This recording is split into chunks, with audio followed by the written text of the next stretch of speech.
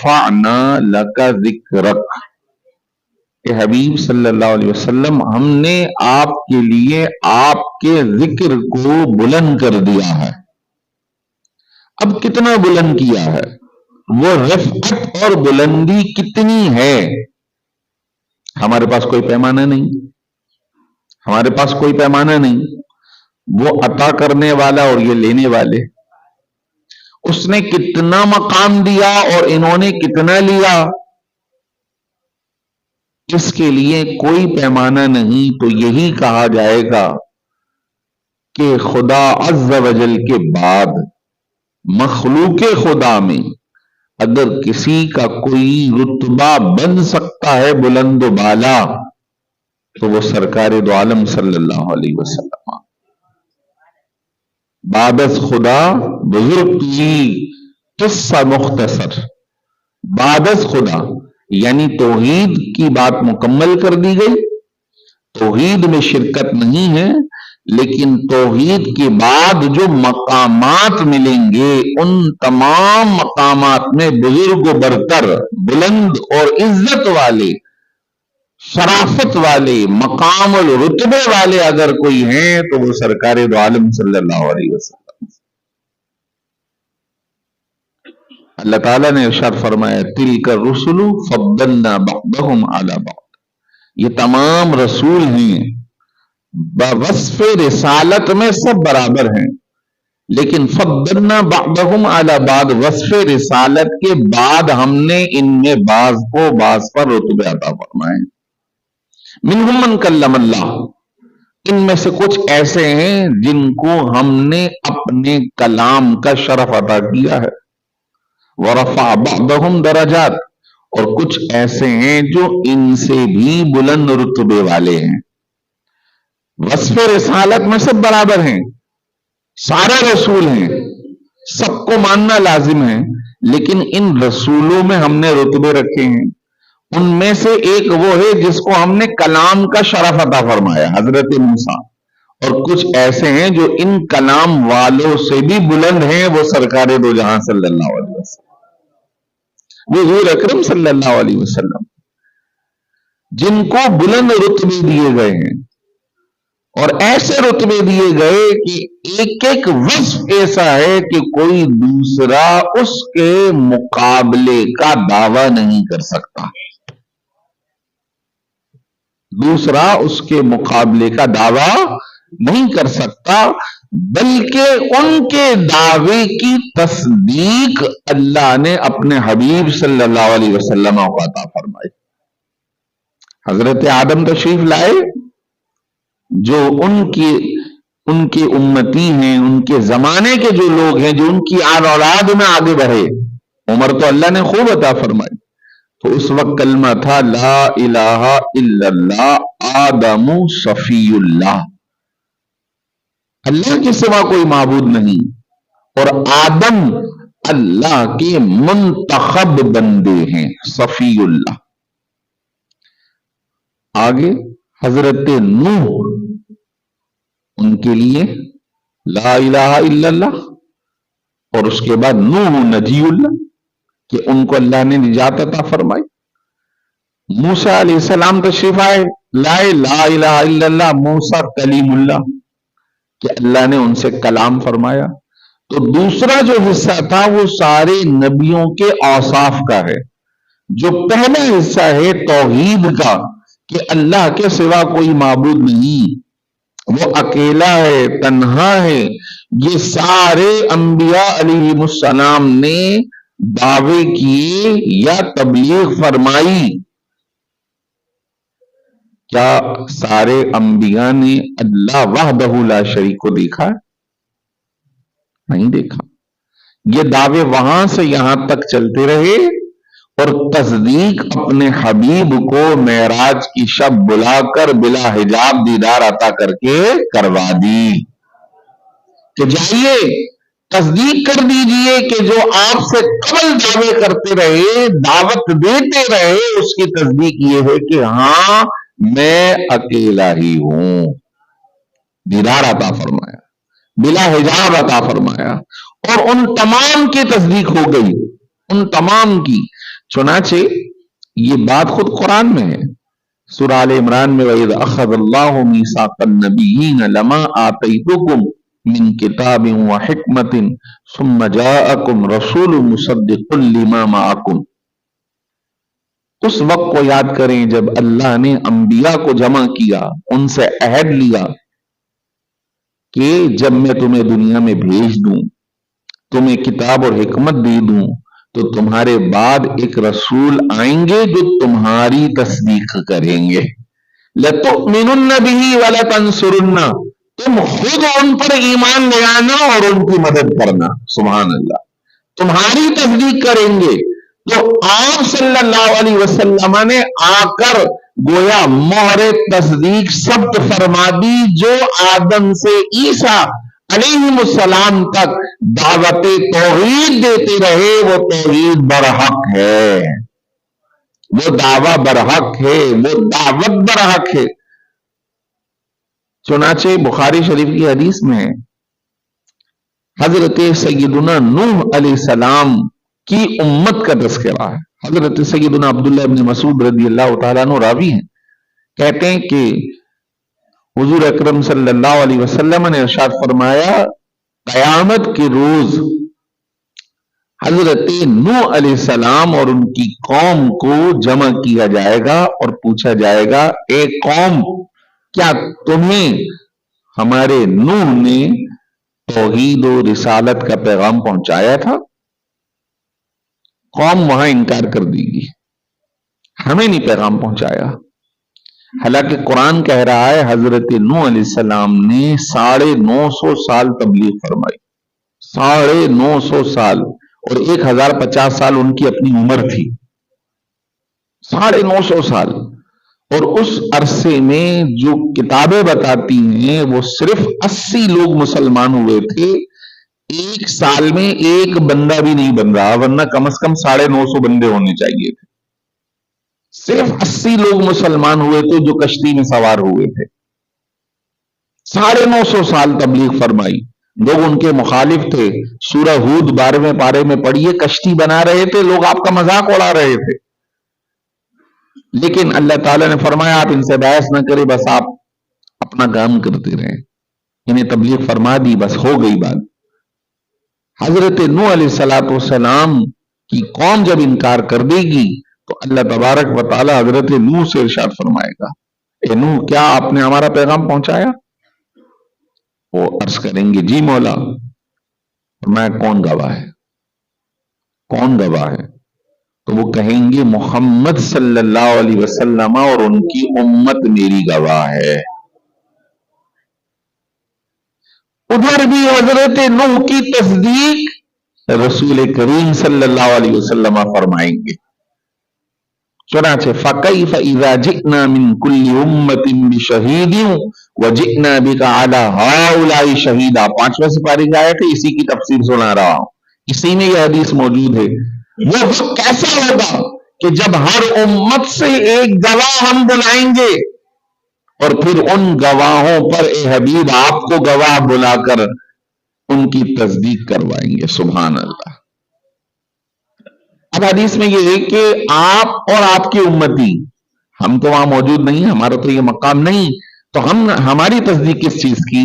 تو تفسیر میں آتا ہے کہ ہم اپنے نبی کی تصدیق پر تصدیق کریں گے۔ ہمارے نبی نے کہا ہے تو ہم کہتے ہیں ہاں، ہم کہیں گے ہاں، ہمارے نبی نے کہا کہ پہنچا دی تو ہم بھی کہتے ہیں ہاں پہنچا دی۔ یہی ایمان ہے، چاہے بات سمجھ میں آئے یا نہ آئے۔ جب نبی رحمت صلی اللہ علیہ وسلم کی بات آ جائے تو آمنا وصدقنا، ہم ایمان لائے، ہم نے تصدیق کری۔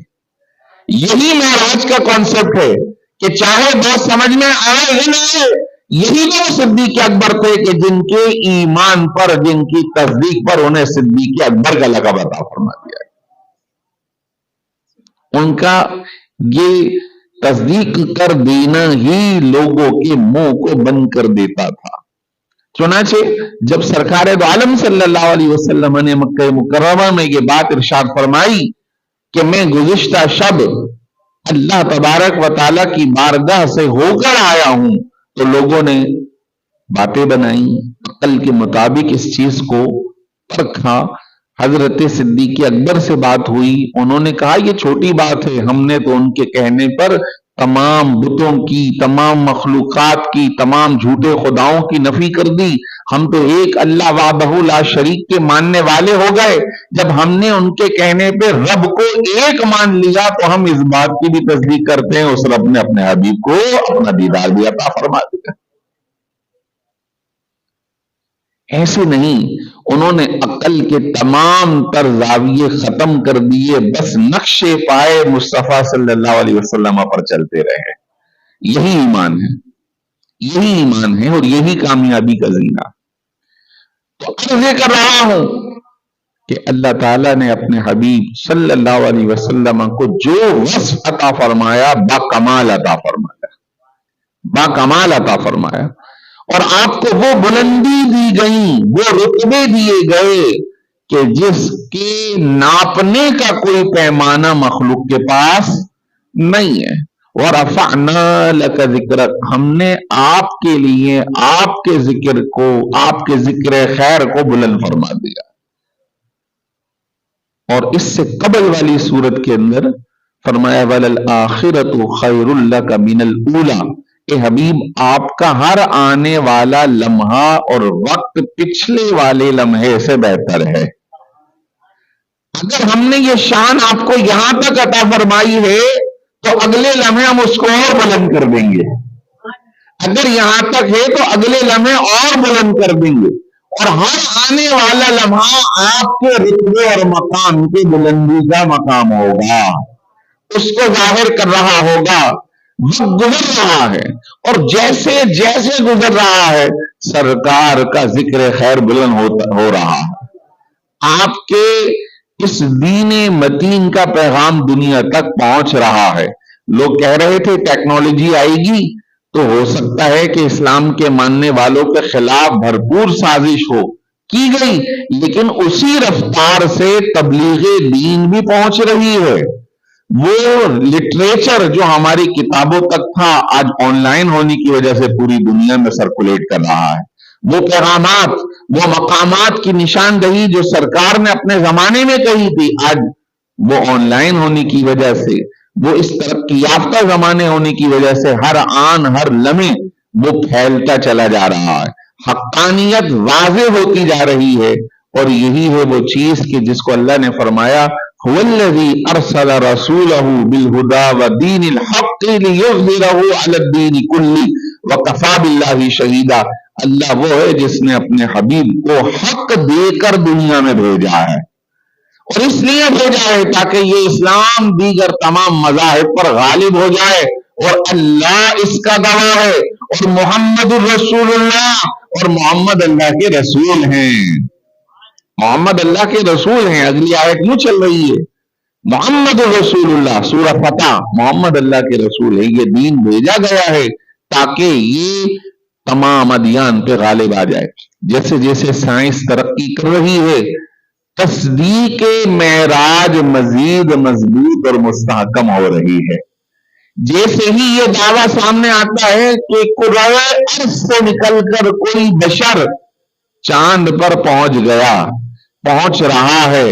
اب جدید زمانہ ہے سیٹلائٹ کا، ہم ہر چیز سمجھ رہے ہیں. ہم اب اڑوس پڑوس ملکوں کی بات کر رہے ہیں، یار ان کے سیٹلائٹ سسٹم وہاں پہنچ گیا.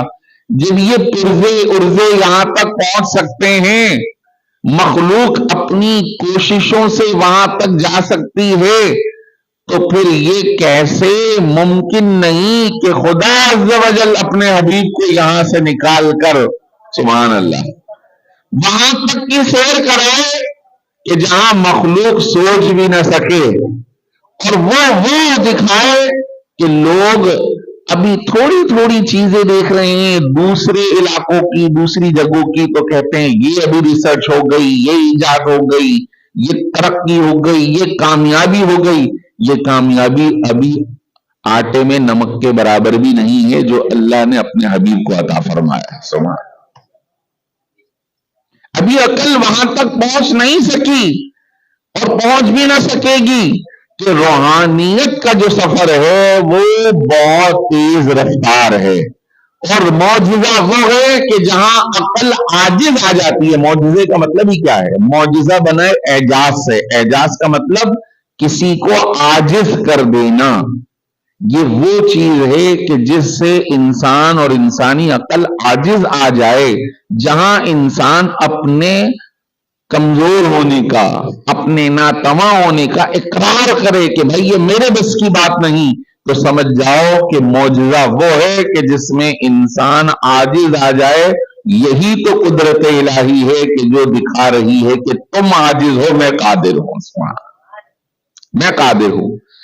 اب حضور نے دعویٰ نہیں کیا کہ میں گیا، بلکہ اللہ نے فرمایا میں انہیں لے گیا. سبحان الذی اسری بعبدہ، پاک ہے وہ ذات جس نے اپنے حبیب کو سیر کرائی ہے. لیلا من المسجد الحرام الی المسجد الاقصی، رات میں مسجد حرام سے مسجد اقصی تک. اس پر بھی بڑی نفیس گفتگو فرمائی ہے. عربی میں سفر کا لفظ بھی استعمال ہوتا ہے اور اسرا کا لفظ بھی استعمال ہوتا ہے.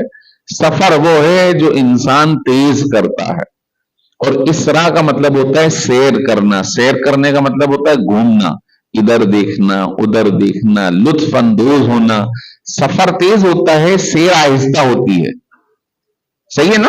سیر آہستہ آہستہ ہوتی ہے، جبھی تو لطف اندوز ہوگا انسان. کبھی یہاں دیکھے گا تو کبھی وہاں اس سے لطف اندوز ہوگا، جبکہ سفر تیز تیز ہوتا ہے. ارے سرکار کی سیر ایسی ہے کہ جو لمحوں میں کروڑوں وقتوں کا، لمحوں کے اندر یہ سارا سفر ہو گیا. تو ذرا اندازہ کرو حضور کی سیر ایسی ہے تو سفر کیسا ہوگا. یہ سیر ہے. یہی وجہ ہے کہ جب سرکار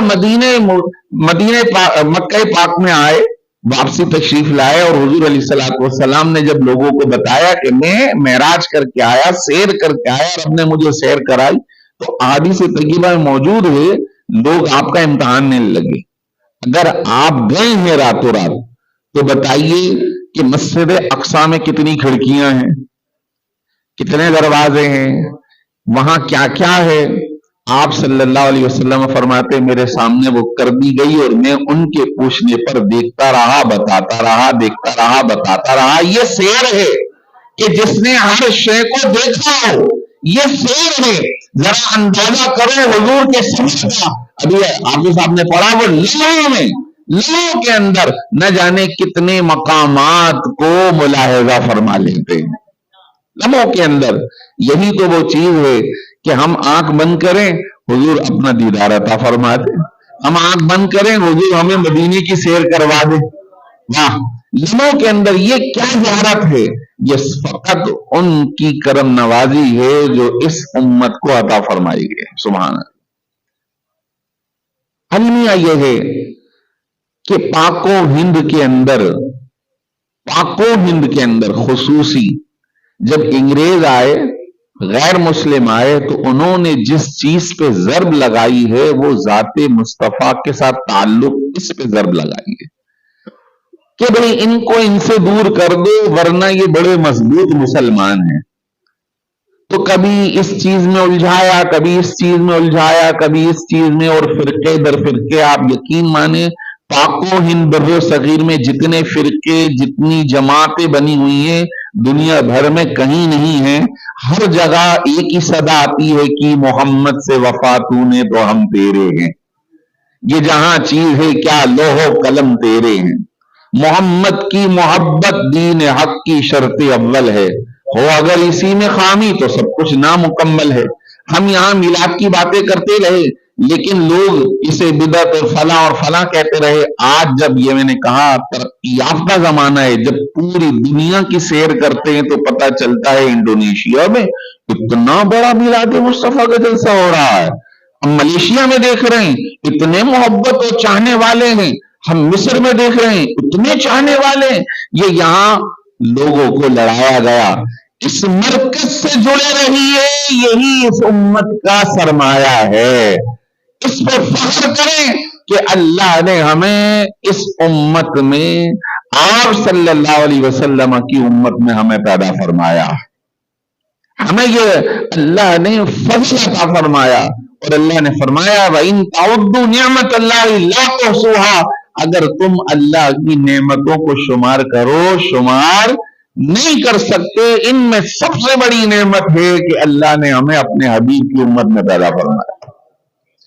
کوئی لنگڑا لولا ہو، غریب ہو، کنگال ہو، مفلس ہو، یہ کافر سرمایہ دار خوشحال خوبصورت سب سے بہتر ہے.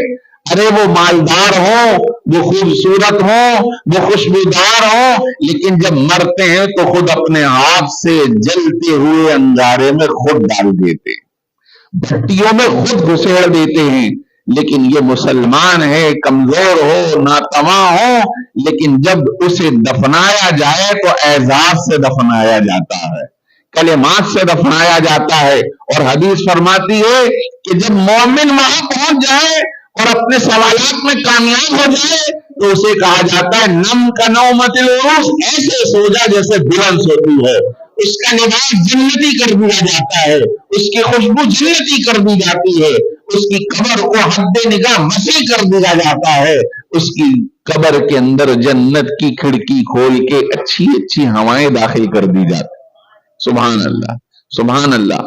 یہ سارا فضل ہے اللہ کا اور آپ صلی اللہ علیہ وسلم کا صدقہ ہے، آپ کا صدقہ ہے. اللہ نے ایسے معزز و مکرم نبی کی امت میں ہمیں داخل فرمایا ہے.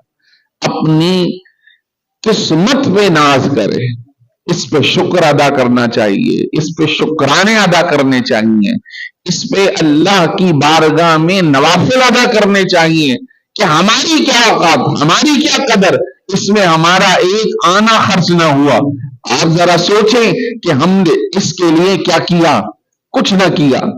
ہمیں پیدا اللہ نے کیا، اسلام ہمیں اللہ نے دیا، آنکھیں کھولی مسلمان معاشرہ اللہ نے دیا، قرآن دے دیا، پڑھنے والے دے دیے، اذانوں کی آواز کانوں میں آ رہی ہے، اور بڑھ کر یہ کہ سب کے لیے در مصطفیٰ کے دروازے کھلے ہوئے ہیں. جو چاہے وہاں آ جائے، جو چاہے وہاں آ جائے اور وہاں آ کر ان کی سفارش اپنے لیے کروائے. حضور نے فرمایا کہ جو یہاں آ کر مرا میں اس کی شفاعت کروں گا. من زار قبری وجبت لہو شفاعتی، جو ہمارے مزار کی زیارت پہ آ گئے پھر بھی میں شفاعت کروں گا، مولا یہ میرے گھر پر آیا تھا تو اس کو بخش. سبحان اللہ، سبحان اللہ. آج بھی دروازے کھلے ہیں. کوئی اذان سنے، اذان کے بعد سرکار پر درود پڑے، دعا پڑے. فرمایا کہ جو ایسا کرے گا میں پھر اس کے لیے شفاعت کروں گا، مولا اس کو بخش دے، مولا اس کو بخش دے. آپ اندازہ کریں کہ اپنے اعتبار سے کہ ہم نے اس میں کچھ خرچ نہ کیا، کوئی محنت نہیں کی، یہ فضل الہی ہے، یہ فضل الہی ہے. ارے یہ وہ امت ہے کہ جس کے لیے حضرت موسیٰ تقاضا کر رہے تھے مولا یہ امت مجھے دے دے. فرمایا ہم نے یہ اپنے نبی احمد مجتبیٰ کو عطا فرما دی ہے. فرمایا کہ ایک ایسی امت آنے والی ہے صدورہم اناجیل، جن کے سینوں میں انجیل یعنی اللہ کا کلام محفوظ ہوگا. عرض کی مولا یہ امت مجھے دے دے کیونکہ یہ کیفیت تو انبیاء کو عطا کی گئی. فرمایا نہیں، ہم نے یہ احمد مجتبیٰ کو دے دی. پچھلی کتابیں انہیں یاد تھیں، آج کسی کو پوری یاد ہے، کسی کو تھوڑی یاد ہے، کسی کو 10 سورتیں یاد ہیں، کسی کو 20 یاد ہے، کسی کو ایک پارہ یاد ہے. بھائی آج کے زمانے میں بھی ان کے بڑے بڑے یہودی یا عیسائی کوئی انجیل، کوئی زبور، کوئی تورات کسی ان کے پادری کو یاد نہیں. اور ہر کتاب دوسری سے ڈیفرنٹ ہے، ہر نسخہ دوسرے سے مختلف ہے. یہ اللہ کا کلام ہے کہ جو محفوظ ہے کتاب میں وہ بھی وہی ہے، جو دلوں میں ہے وہ بھی وہی ہے. ایک بوڑھا پڑھے تو بھی وہی ہے، کوئی چھوٹا پڑھے تو بھی وہی ہے، مشرق میں پڑھے وہ بھی وہی ہے، مغرب میں پڑھے وہ بھی وہی ہے. وہی پڑھ رہا ہے وما ارسلناک الا رحمۃ للعالمین، وہی پڑھ رہا ہے سبحان الذی اسری بعبدہ، وہی پڑھ رہا ہے ورفعنا لک ذکرک، وہی پڑھ رہا ہے الم نشرح لک صدرک. اے حبیب ہم نے آپ کے سینے کو کشادہ نہیں کر دیا تھا. سبحان اللہ. جبریل امی آئے ہیں لینے کے لیے، جبریل امی آئے ہیں، حضور آرام فرما رہے ہیں. دستک हुजूर बेदार हुए, कोई मौजूद नहीं, फिर आराम फरमा, फिर दूसरी तीसरी मर्तबा भी, फिर अर्ज की कि अल्लाह आपका मुंतजिर है। सुभान अल्लाह, अल्लाह आपका मुंतजिर है। जब ये बात हुई सरकार दो आलम सल्लल्लाहु अलैहि वसल्लम राजी हो गए। सो रहे थे उम्मे हानी के घर, वहां से फिर गए हरम मोहतरम में, और वहीं पर आपके सीने मुबारक को शक किया गया। अब देखिए हार्ट सर्जरी आज के जमाने में हो रही, साइंस की तरक्की हर इस्लामी बात की तस्दीक कर रहे हैं। दिल के निकल जाने से कोई मर नहीं रहा, दोबारा पिरो दिया जाता है, तब्दील भी किया जा रहा है, और इंसान सेहतमंद भी हो रहा है। उसकी अंदर की जो रुकावट है उसे खत्म भी किया जा रहा है, चेंज भी किया जा रहा है, बल्कि बैटरी लग रही है, प्लास्टिक का लग रहा है, मुख्तलिफ पंपिंग स्टेशन चेंज हो रहा है। आप सल्लल्लाहु अलैहि वसल्लम का शक सदर हुआ, सीने अतहर से कल्बे मुबारक को बाहर निकाला गया, लेकिन आप उसी तरह बदस्तूर हयात हैं, खोला गया। जमजम से और जन्नत के पानी हौज कौसर से उसे धोया गया, अनवारो तजल्लियात उसमें रखी गई, दोबारा सीने में रख दिया गया। क्यों? ताकि अब जो मकाम है वो और मजीद बुलंद है कि जब दीदार मुस्तफा अल्लाह तबारक व ताला का वो दीदार करने जा रहे हो, दीदार इलाही हो रहा हो, तो इसमें वुसअत इतनी हो कि वो उसे अपने अंदर समा सके। चुनाचे ये कोई आम मामला नहीं था। हम खुद कुरान पढ़ते हैं तो हजरत मूसा अलैहिस्सलाम का तस्करा मिलता है कि जब कोहे तूर पर गए, कलाम हुआ, चाशनी मिली, दिल लग गया, अर्ज की मौला तू मुझे अपना दीदार अता फरमा दे। फलम्मा तजल्ला रब्बुहु लिलजबल जअलहु दक्का व खर्र मूसा साइका। रब्बे करीम तू मुझे अपना दीदार अता फरमा दे। रब्बी अरीनी, इरशाद फरमाया लन तरानी, ए मूसा आप हरगिज हमें नहीं देख सकते, आप नहीं देख सकते, लेकिन वलाकिन इंजुर इलल जबल, आप ऐसा करें इस पहाड़ को देखें, इन इस्तक़र्रा मकानहु फसौफ तरानी, अगर ये अपने मकाम पे बरकरार रहा फसौफ तरानी तो आप देख सकेंगे। फिर क्या हुआ? फलम्मा तजल्ला रब्बुहु लिलजबल, उनके तकाजे पर अल्लाह ने जबल पर अपनी तजल्ली डाली। जबल पहाड़ को कहते हैं, तवील है, जखामत वाला है, मोटा ताजा है, ताकतवर है, बड़ा है, मजबूत है, मुस्तहकम है, तजल्ली उसमें डली है।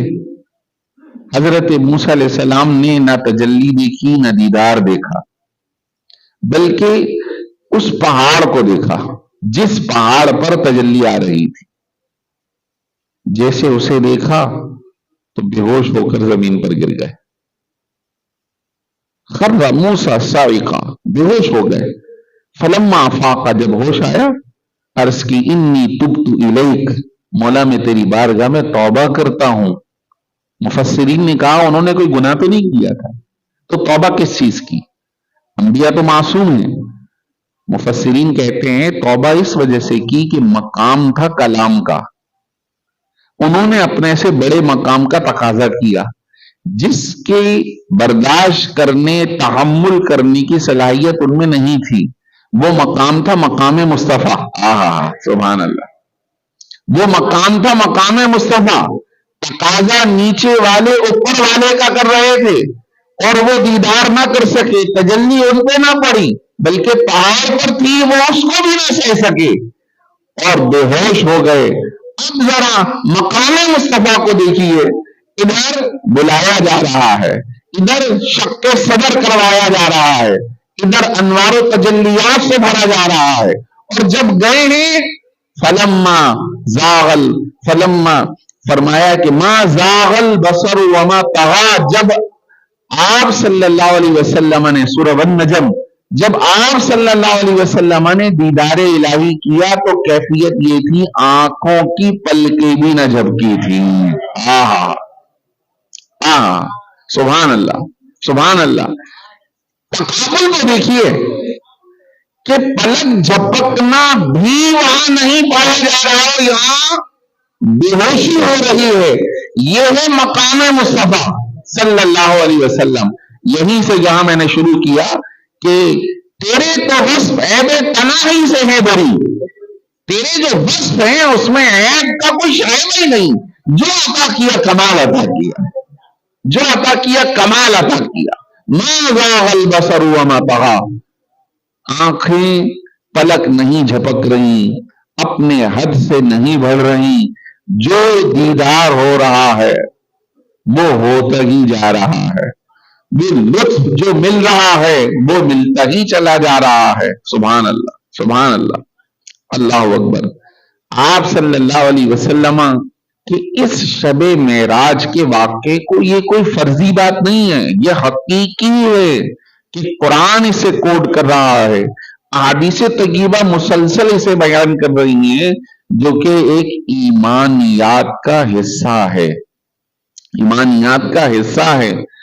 بعض روایات ایسی آتی ہیں کہ جس کے اندر یہ بات کہی گئی کہ آپ صلی اللہ علیہ وسلم نے اللہ کا دیدار اپنی آنکھوں سے نہیں کیا، لیکن ان روایات کے مقابلے میں جب دیگر روایات کو پڑھا جاتا ہے تو ان دونوں کے اندر جو بات مرکزی ہے وہ یہ ہے کہ جن حضرات نے تصدیق کی ہے وہ اپنے زمانے کے عمر دراز اور حضور کے زمانے میں بالکل صحیح العقل اور ان کی بات تسلیم کی جاتی تھی، جیسے سیدنا صدیق اکبر رضی اللہ عنہ. اور حضرت بی بی عائشہ کی روایت ملتی ہے کہ جس کے اندر یہ بات ملتی ہے حضور نے دیدار نہ کیا، لیکن جس وقت یہ دیدار کی بات ہو رہی ہے اس وقت حضرت عائشہ صدیقہ رضی اللہ تعالی عنہا بہت چھوٹی ہیں، بہت چھوٹی ہیں. کیوں کہ یہ تو ہو رہا ہے 11 نبوی میں، اور سیدہ صدیقہ کی شادی جو ہے وہ مدینہ پاک میں ہوتی ہے، اور اس وقت نکاح جب ہوا ہے تو وہ 6 سال کی تھی، رخصتی ہوئی تو وہ 8 یا 9 سال کی تھی. اب ذرا سوچنے کی بات ہے کہ جب یہ ہو رہا ہے اس وقت ان کی عمر کوئی 4 سال یا 3 سال کی ہے. اب ایک راویہ بعد میں روایت کر رہی ہیں جبکہ وہ واقعہ ان کی عمر کے اعتبار سے چھوٹے پن کا ہے، اور جو لوگ تصدیق کر رہے ہیں وہ ان کے اعتبار سے 38 سال کے ہیں ان کے والد، اور 40 سال کے ہیں. تو ایک 3 سال یا 4 سال کا راوی کوئی بعد میں روایت کرے، 40 سال کا راوی روایت کرے تو دونوں میں فرق ہوگا. اس فرق کی بنیاد پہ اس بات پر اجماع ہے کہ اکابرین صحابہ کرام نے یہ بات بیان فرمائی کہ حضور نے فرمایا میں نے اپنے رب کو بلا حجاب دیکھا ہے. تو روایات دونوں ہیں، لیکن جب ان کے درمیان تقابل کی بات آتی ہے تو ائمہ کرام ان بزرگوں کی حدیث پر تصدیق کرتے ہیں کہ یہ جو روایات ہیں ان کو ایکسپٹ کیا جائے گا اور یہی نظریہ رکھا جائے گا. وَلَقَدْ رَآهُ نَزْلَةً أُخْرَى، یہ سورہ النجم کی آیت ہے. اللہ تبارک و تعالی نے فرمایا جب وہ اتر رہے تھے تو انہوں نے دوسری مرتبہ دیدار کیا. یعنی یہاں تو بات ایک دیکھنے کی ہو رہی ہے. اگر آیت کو دیکھیں تو آیت میں یہ ہے ایک نہیں بلکہ 2 بار دیکھا، جاتے ہوئے بھی دیدار ہوا، آتے ہوئے بھی دیدار ہوا. اور ایک روایت ملتی ہے اس میں تو 6 مرتبہ دیدار ہوا. کیسے؟ جب رسول کریم صلی اللہ علیہ وسلم معراج کی شب تشریف لے گئے، دیدار ہوا، بات چیت ہوئی، کلام ہوا، اس کے بعد ایک تحفہ نماز کا حضور کو عطا ہوا. جب واپس آئے تو 5ویں یا 6ٹھے آسمان پہ حضرت سیدنا موسیٰ علیہ السلام سے ملاقات ہوتی ہے. حضرت موسیٰ علیہ السلام عرض کرتے ہیں کہ آپ کو آپ کے رب نے کیا عطا فرمایا؟ ارشاد فرمایا میرے رب نے میری امت کے لیے نماز کا تحفہ عطا کیا ہے، وہ بھی 50. عرض کرنے لگے یہ بہت زیادہ ہیں، میری امت اس سے کم نمازوں کو نہ پڑھ سکی تو آپ کی امت 50 نمازیں کیسے ادا کرے گی؟ یہ دیکھیے ان کی ایک مہربانی ہے کہ انہوں نے مشورہ دیا اور ان کے اس مشورے سے اس امت پر رحم ہو گیا. ہم اس میں حضرت موسیٰ علیہ السلام کے احسان مند ہے. عرض کی کہ آپ اس کے کم کرائیے. حضور دوبارہ گئے، ابھی اوپر سے آئے ہیں، پھر گئے، مولا عز و جل اس کو کم فرما دے. حدیث میں آتا ہے 10 کم کر دی، پھر 10، پھر 10، پھر 10، 4 مرتبہ 10 کم ہوئی. پھر عرض کی پھر جائیے، یہ ابھی بھی زیادہ ہے 10. اب جب گئے تو 5 کم ہو گئی. موسیٰ علیہ السلام کے پاس پھر آئے، 6ٹھی مرتبہ کہنے لگے کہ اب اور کم کرائیے. حضور نے فرمایا مجھے اب حیا آتی ہے. میرے رب نے فرمایا جو 5 پڑھ لے میں اسے 50 کا ثواب عطا فرماؤں. اس روایت کے مطابق 1 نہیں، 2 نہیں، 3 نہیں، 6 مرتبہ رب کا دیدار ہو رہا ہے، کلام ہو رہا ہے. فَأَوْحَى إِلَىٰ عَبْدِهِ مَا أَوْحَى. اور اسی مقام پہ جب اللہ تبارک و تعالی سے ہم کلام ہونے کا شرف حاصل ہو رہا ہے تو کوئی بھی مہمان جب کسی کے گھر جاتا ہے تو کچھ لے جاتا ہے تو سرکار بھی بارگاہ الہی میں جا رہے ہیں. ایک رسم ہے، ایک طریقہ ہے. کیا لے کے گئے؟ تو آپ نے بارگاہ الہی میں پہنچ کر یہ کلمات عرض کیے تھے: التحیات للہ والصلوات والطیبات. یہ جو ہم التحیات میں پڑھتے ہیں اصل میں یہ معراج کا مکالمہ ہے. سبحان اللہ. یہ جو ہم نماز میں پڑھ رہے ہیں، نماز اس مکالمے کے بغیر مکمل نہیں ہوتی. واجب ہے التحیات پڑھنا. اصل میں یہ مکالمہ ہے معراج کا کہ جب بارگاہ الہی میں پہنچے تو یوں عرض کی: رب کریم التحیات للہ، ساری پاکیزگیاں اور تحیات دعائیں مولا تیرے لیے، والطیبات مولا پاکیزگی تیرے لیے. اب جب یہ بات ہو گئی تو وہاں سے مکالمہ ہوا: السلام علیکہ ایھا النبی ورحمۃ اللہ وبرکاتہ. اے میرے حبیب، تجھ پر سلام بھی ہو، تجھ پہ رحمت بھی ہو. جب یہ بات ہوئی تو کمال شفقت فرمائی اپنی امت پر.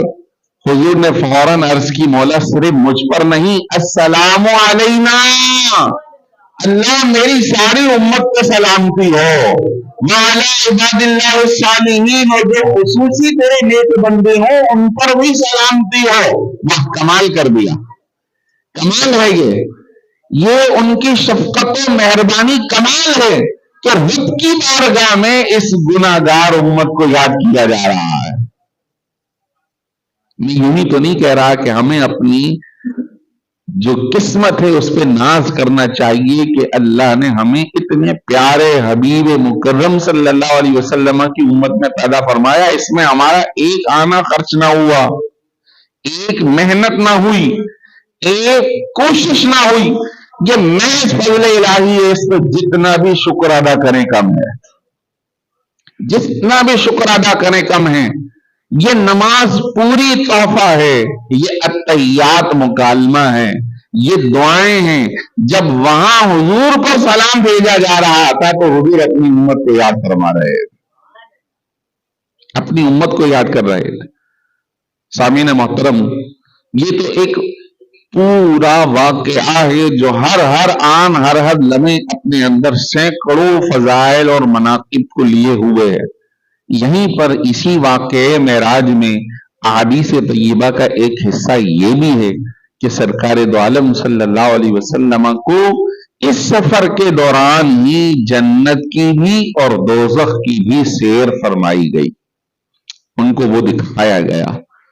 خصوصاً وہ حصہ جو اس امت کے لیے عملی اعتبار سے ہے، وہ ہے کہ آپ کے وہ مشاہدات جو آپ نے سزا یافتہ لوگوں کے دیکھے اور اپنی امت کو بتایا کہ آپ یہ کام مت کرنا.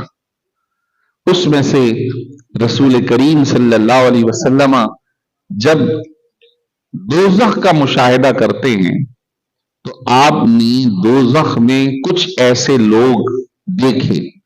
دیکھیے دوزخ میں سزا تو بعد میں ہوگی نا، ابھی تو اس وقت کسی کو بھی سزا دوزخ کی نہیں ہو رہی. جس کو بھی ہو رہی ہے یہ برزخ ہے، عالم برزخ، جو قیامت سے پہلے ہے اپنی قبر میں. اب وہ سزا ہو رہی ہے، اس میں رحمت ہے، یہ ایک الگ مسئلہ ہے. وہ جو ہوگی وہ ایک الگ ہے. ان فیوچر جو ہونے والا ہے حضور کو عملی مشاہدہ کروایا گیا یہ ہوگا. چنانچہ آپ دیکھتے ہیں کہ ایک شخص لیٹا ہوا ہے اور ایک فرشتہ ہے، اس کے بعد بہت بڑا پہاڑ ہے کا پتھر ہے اور وہ اس کے سر پر مارتا ہے، اس کا سر ٹکڑے ٹکڑے کچلا ہو جاتا ہے. جیسے ہم دیکھتے ہیں آج کل روڈوں پر بسا اوقات جانور گاڑیوں کے نیچے آ کے کچل جاتے ہیں، کوئی بلی کوئی کتا، ہم نے کئی مرتبہ اس طرح روڈوں پر دیکھا، ان کی کھالیں چپک گئی ہیں. الامان والحفیظ جان بوجھ کر نہیں کرنا چاہیے، لیکن کسی سے ایسا ہو گیا تو اللہ کی بارگاہ میں توبہ کرنا چاہیے، کوئی صدقہ و خیرات کرنا چاہیے.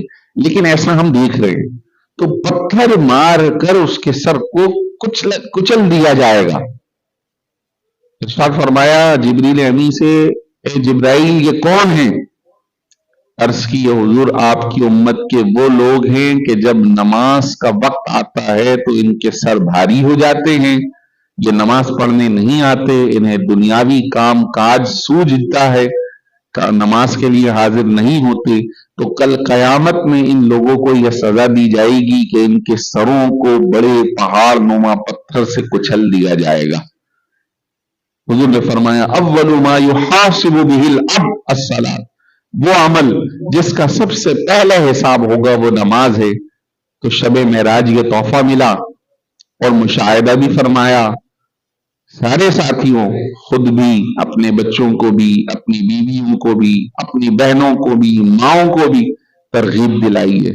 نماز پڑھنے کی کوشش خود بھی کیجیے، انہیں بھی کرائیے کہ یہ حضور جو فرما رہے ہیں یہ کوئی سٹوری نہیں، یہ غیر یقینی بات نہیں، ایسا ہوگا. لہذا اللہ کی بارگاہ میں توبہ کرنی چاہیے اور آئندہ نمازوں کی مکمل پابندی فرمائیے. ایسا کریں انشاءاللہ آئندہ کوئی نماز تک نہیں کرے گا. کچھ بھی ہو، کہیں بھی ہو، فوراً آپ فرض نماز کم از کم پڑھ لیا کریں. جتنی بھی مصروفیات ہوں، بھائی 4 رکعت تو پڑھ سکتے ہو نا، فٹافٹ 4 پڑھو اور پھر دیگر کام کر لو. 2 پڑھ لو. سنتیں پڑھنا، نوافل پڑھنا اچھی ہے، اچھی بات ہے، اس میں واجب کے درجے پہ فضائل و مناقب کے اعتبار سے بہت اعلیٰ ہے.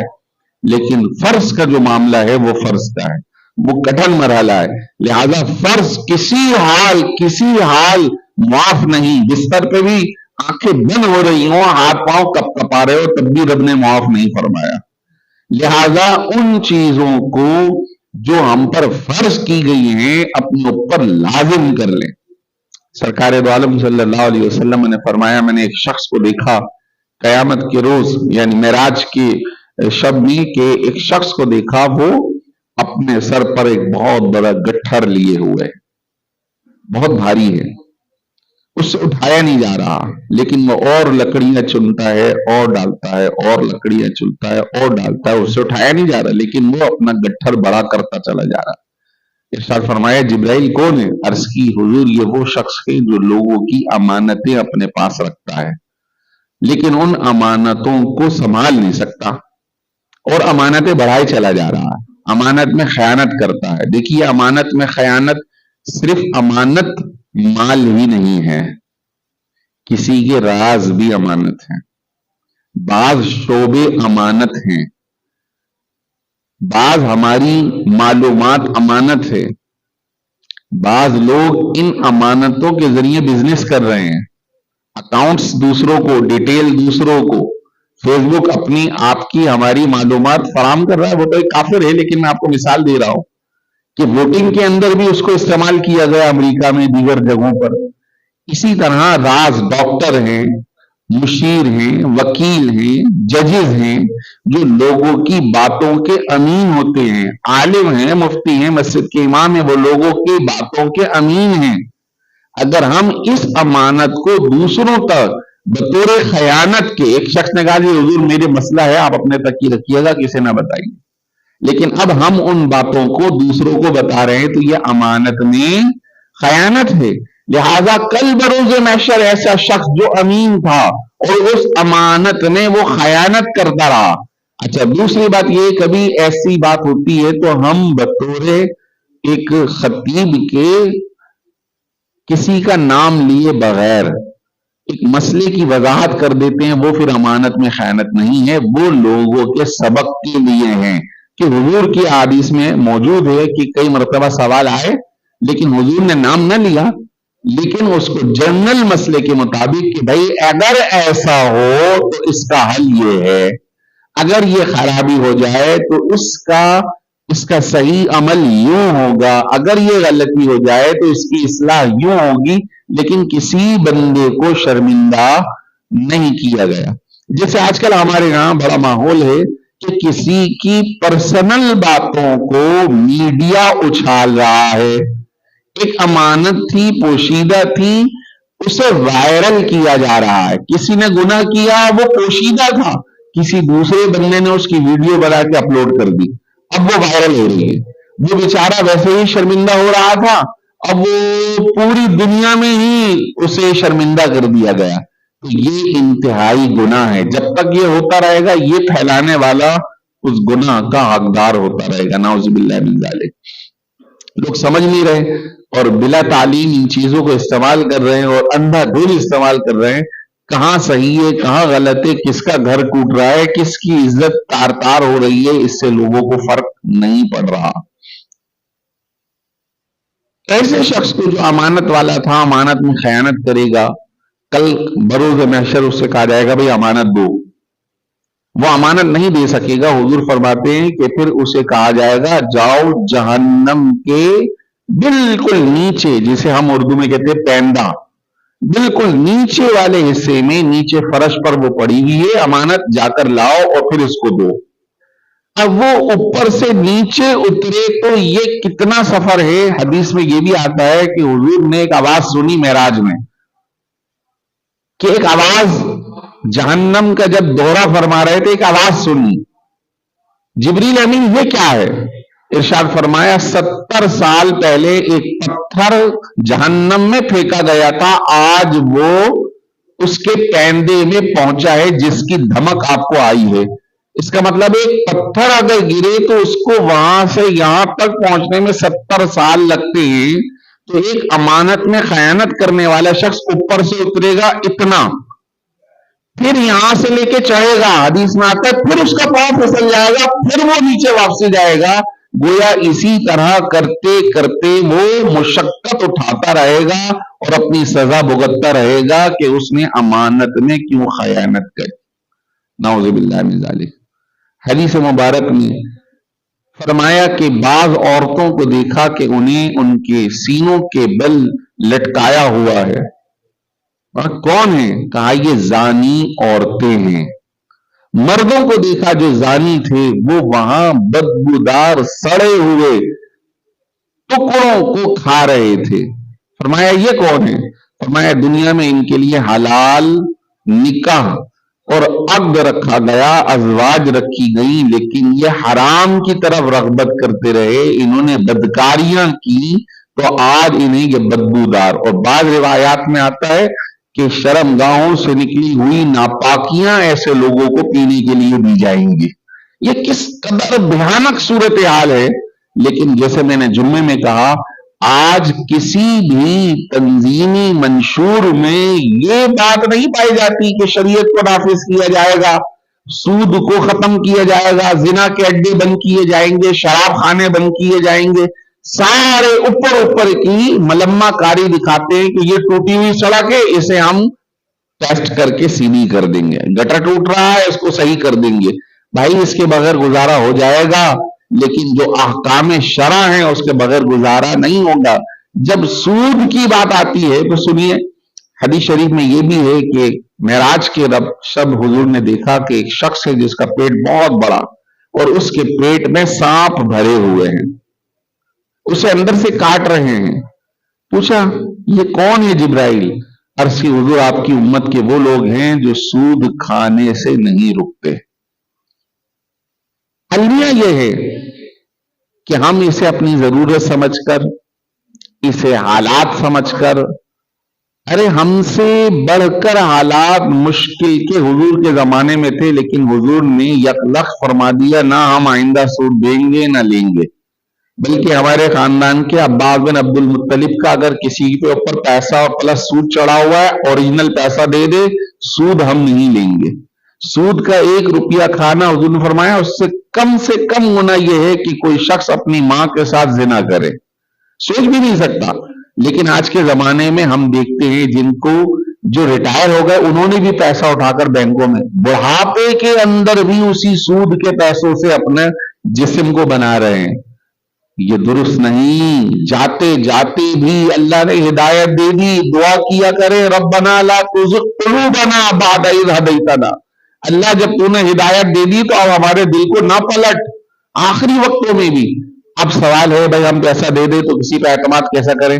تو ہم ہی آپ کو کہتے ہیں اب تو زمانہ چینج ہو گیا، آپ کو اسلامک طریقہ موجود ہے، آپ وہاں سے نکالیں، اسلامک موڈز میں لے جائیں، صحیح طریقے کار میں لے جائیں۔ اب تو سہولت ہے، آپ کے عذر ختم ہو گئے ہیں، آپ اس کو ترک کر دیں، اس کے اوپر لوگ نگرانی کر رہے ہیں، ان کی ذمہ داری ان کے کندھوں پر موجود ہے، آپ اپنی انویسٹمنٹ وہاں سے نکالیں اور اسلامک طرز کے مطابق جو صحیح طریقہ ہے جس کے اوپر علماء جواز کا فتویٰ دے رہے ہیں آپ اس طرف ٹرانسفر کر جائیں۔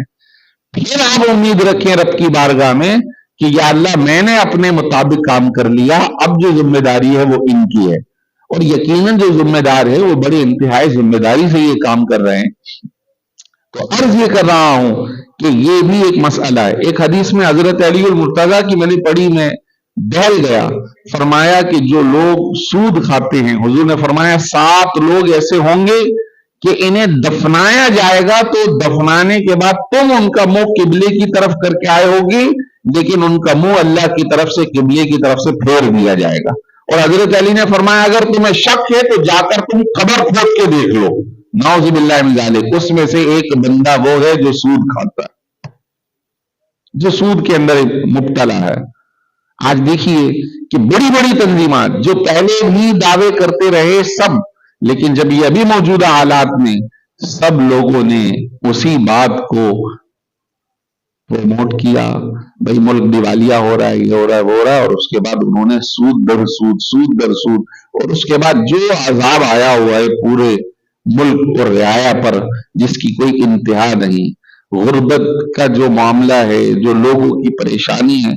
کل ایک گھرانے سے ملا، کہنے لگے 1 سال ہو گیا ہمارے گھر دودھ نہیں آیا، 1 سال ہو گیا دودھ نہیں آیا ہمارے گھر۔ میں حیران ہوا، چھوٹے چھوٹے بچے بھی ان کے کعبہ چائے پی رہے ہیں یا جیسے تیسے وہ گزارا کر رہے، 1 سال ہو گیا گھر میں دودھ نہیں آیا کہ ہم دیگر گندم کھا لیں، کھانا کھا لیں یا دودھ بچوں کو پلا دیں۔ کتنی حیرانگی کی بات ہے کہ آج، اور یہ تو میں ایک مثال دے رہا ہوں، نہ جانے کتنے ایسے گھرانے ہوں گے جو کس کس مشکل کے اندر اپنا وقت پاس کر رہے ہوں گے۔ اس پہ بھی اللہ کا شکر ادا کرنا چاہیے، اور جو کچھ ملا ہوا ہے اس پہ شکر ادا کرے، اور اس کے ساتھ ساتھ اپنے تئیں ہمیں کوشش کرنی چاہیے بہتری کی۔ اللہ اکبر، اللہ اکبر۔ اس طرح بہت سارے مشاہدات ہیں جو سرکار دو عالم صلی اللہ علیہ وسلم کے ہیں۔ ان میں سے ایک آخری بات کی حضور نے فرمایا، کچھ لوگوں کو دیکھا کہ جو خطیب تھے، خطیب جیسے یہ عاجز فقیر بھی بطور خطیب کے آپ سے گفتگو کر رہا ہے، اللہ مجھے اپنے کہے پہ آپ سے زیادہ عمل کی توفیق عطا فرمائے۔ خطیب اسی طرح یہ جو آج آپ دیکھ رہے ہیں، آج اور ایک دن قبل تک لوگ اپنے اپنے منشور کا اظہار کرتے رہے، مائکوں کے ذریعے، کارنر میٹنگ کے ذریعے، جلسوں کے ذریعے۔ خطیب جو اپنی بات دوسروں تک پہنچا رہا ہے، میں آپ کا یہ کروں گا وہ کروں، فرمایا کل بروز محشر حضور نے دیکھا کہ خطیبوں کی زبانوں کو لوہے کی کینچیوں سے کاٹا جا رہا ہے۔ کیوں؟ یأمرون الناس بالبر وتنسون انفسهم، فرمایا جائے گا حضور یہ آپ کی امت کے وہ لوگ ہیں جو لوگوں کو تو بھلائی کا حکم دیتے تھے لیکن اپنے آپ کو بھول جاتے تھے۔ آپ منشور میں دیکھتے ہیں احتساب لیں گے، احتساب لیں گے، لوگوں سے پیسہ لیں گے، اور مزے کی بات یہ ہے کہ یہی جماعت کے لوگ خوب دبا کے کھا رہے ہیں۔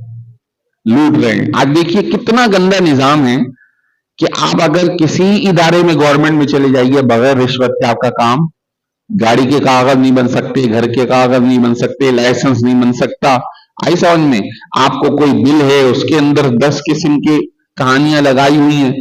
کسی بھی ادارے میں چلے جائیے، سودی نظام وہ سارا نافذ ہے. گویا ایسی صورتحال ہے جیسے کیچڑ. لیکن اللہ قادر مطلق ہے، کیچڑ میں بھی کنول کا پھول اللہ ہی پیدا فرماتا ہے.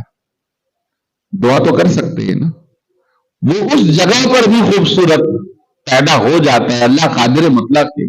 اس طرح کے نظام میں دعا تو کریں، کوئی امید تو اللہ کے رب کی بارگاہ میں کریں کہ اللہ تو اس طرح کے نظام میں جہاں تیری نافرمانی عروج پر ہے ہر جگہ، اللہ کوئی ایسا پھول کھلا دے جو اس کیچڑ کو ختم کر کے لوگوں کو خوشبودار کر دے، خوشبودار کر دے.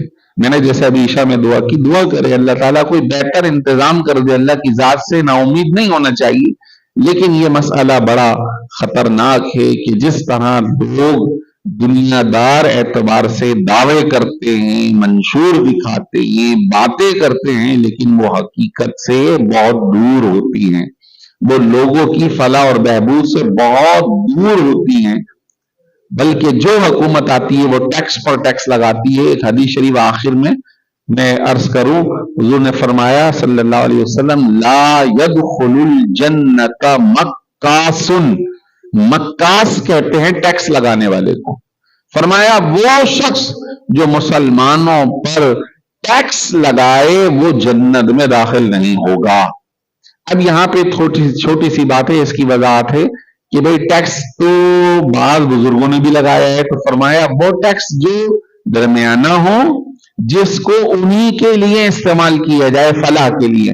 تو حضرت عمر فاروق نے پیسے کلیکٹ کیے تھے، لیکن لوگوں کے لیے آرام گاہیں بنائی تھی، سرائے بنائے تھے، پل بنائے تھے، روڈ بنائے تھے، اور وہ پیسہ انہی پہ خرچ کر دیا. 1 روپیہ اپنے اوپر نہیں خرچ کیا.